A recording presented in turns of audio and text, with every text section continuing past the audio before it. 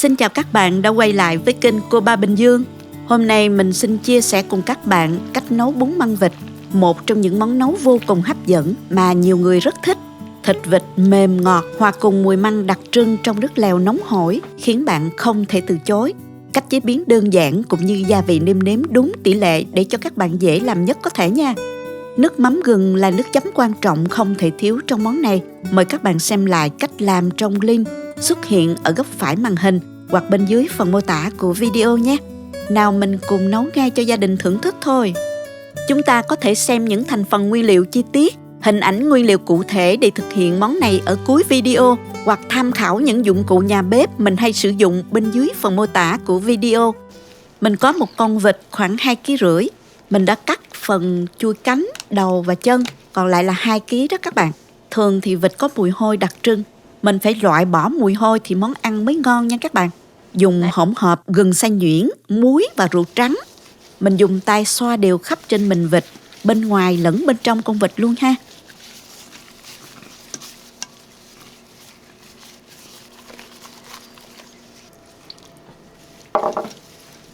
Xoa khoảng 5 phút, xong rồi mình để ngâm hỗn hợp này thêm khoảng 5 phút nữa nha. Sau đó rửa lại nhiều lần với nước cho sạch. Bây giờ thì mình sẽ đi trụng vịt.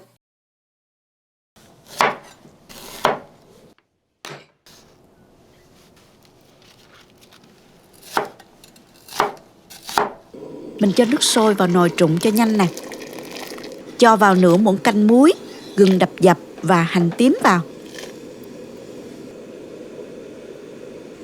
Mình cho phần xương vào trụng trước nha các bạn. Xương này mình đã rửa sạch với muối và giấm rồi nha các bạn. Mình phải dùng thêm một ít xương để tăng thêm vị ngọt cho nước lèo. Vì chỉ có vịt thôi thì không đủ ngọt đâu nha. Các bạn có thể dùng xương gà hoặc xương heo cũng được. Đầu, cánh và chân vịt thì mình cho vào trụng luôn nha.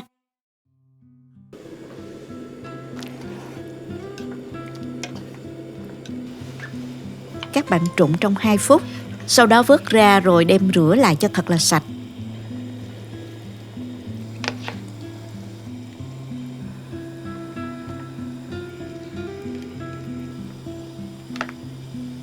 Tiếp tục thì mình cho vào 100ml rượu trắng. Rồi mình cho vịt vào chần sơ qua nước sôi để vịt được thơm hơn. Đồng thời dễ nhổ bỏ những cái lông măng còn sót lại trên da vịt đó các bạn.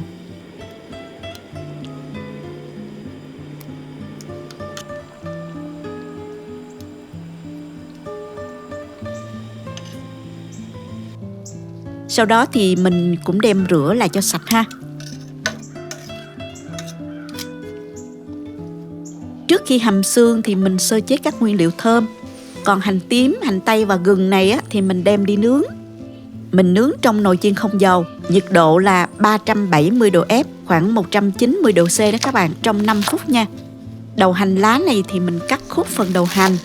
Lá hành và ngò rí thì mình cắt nhuyễn để làm rau nêm.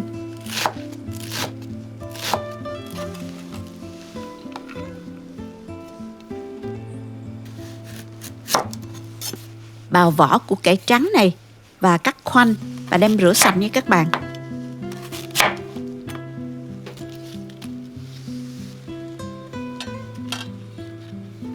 Băm nhỏ củ hành tím này luôn. Thêm 3 tiếp tỏi mình cũng băm nhỏ luôn ha. Bây giờ mình đi nấu nước lèo nè.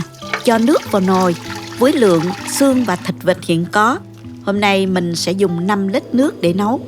Mình cho vịt vào trước cho dễ nè, rồi đến xương. Một ít củ cải trắng để cho nước lèo ngọt hơn.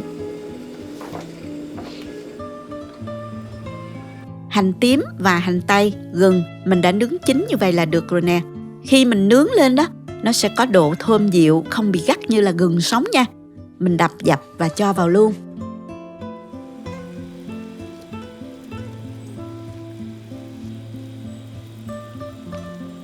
Mình cho vào đây 20g muối, khoảng 1 muỗng canh vung đó các bạn. Và 50g đường phèn, 2 muỗng canh vung.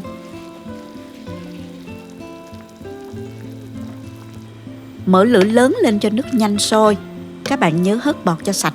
Sau đó hạ lửa vừa. Trong quá trình nấu nước lèo các bạn phải thường xuyên hớt bọt nếu có, để nước lèo mình được trong nha.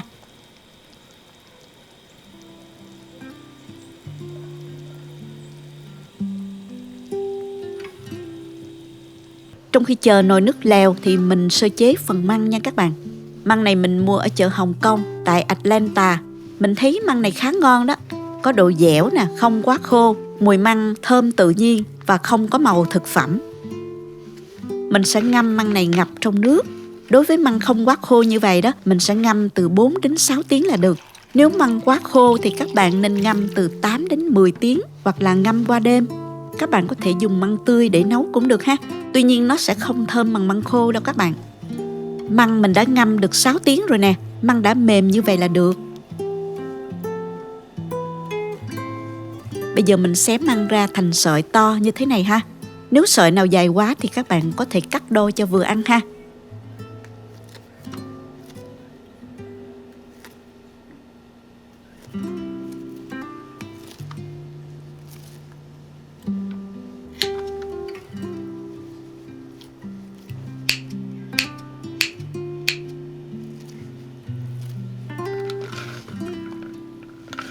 Xé măng xong thì mình đi luộc măng nha. Cho nước sôi vào nồi. Rồi mình cho măng vào luộc. Mình sẽ luộc với lửa vừa trong 1 tiếng nha các bạn.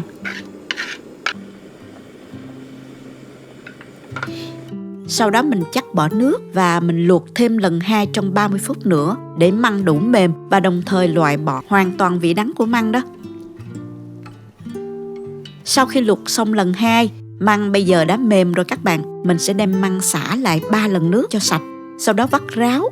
Và đây là thành phẩm măng mình đã vắt ráo nước như vậy là được rồi nè. Thêm một công đoạn nữa là mình xào măng. Cho vào chảo 2 muỗng canh dầu. Và cho vào 1 muỗng canh hành tỏi băm. Phi thơm lên. Tiếp tục mình cho măng vào xào với lửa trên trung bình.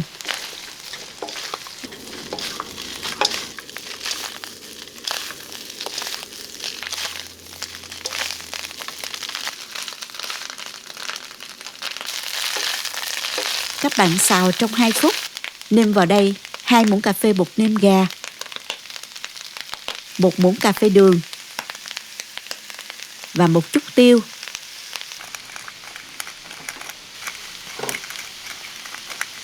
Mình đảo đều cho thấm gia vị 1 phút nữa rồi mình tắt bếp luôn ha.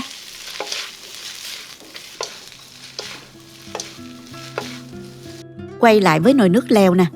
Mình dùng đũa xăm ở cái phần dày nhất của vịt đó. Nếu không còn ra nước hồng nữa là vịt đã chín rồi các bạn. Nhớ trỡ vịt trong lúc hầm nhé các bạn. Thời gian luộc vịt là khoảng 30 phút đó. Mình chuẩn bị một thau nước lạnh nè. Vớt vịt ra và mình ngâm vào nước để vịt không bị đen ha. Khi nguội bớt thì các bạn vớt vịt ra rồi dùng ráp bọc lại để vịt không bị khô ha. Còn lại xương trong nồi, mình châm thêm nước và tiếp tục hầm cho ra nước ngọt nha.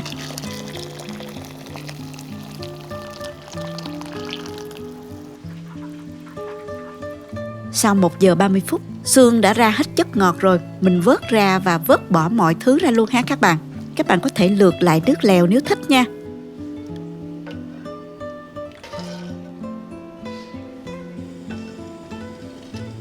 Mình nêm lại nước lèo cho vừa ăn nè. Với 5 lít nước lèo, mình cho gia vị gồm có 4 muỗng canh bột nêm gà,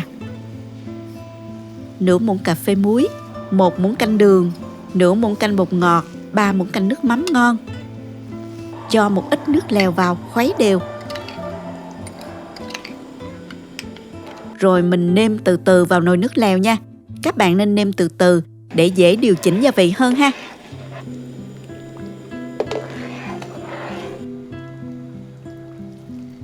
Rồi mình cho hết lượng gia vị vào luôn.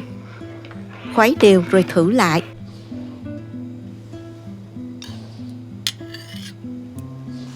Sau đó thì mình cho một ít măng đã xào vào để nước lèo có vị thơm của măng. Cho đầu hành cho thơm nè. Vậy là hoàn thành nồi nước lèo bún măng vịt rồi đó các bạn. Mình chặt vịt ra từng miếng vừa ăn nha. Có thể gỡ bỏ bớt cái phần xương nếu thích nha.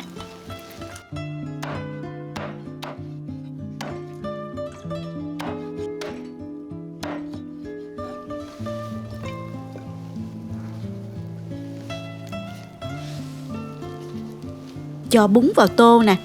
Cho vào tô thịt vịt, măng xào. Bạn thích ăn huyết thì cho thêm vào tùy thích nha.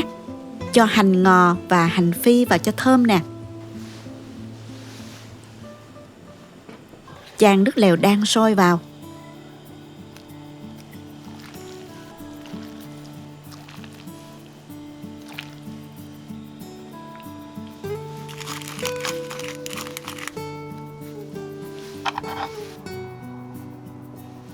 Thêm vài lát ớt nữa nha.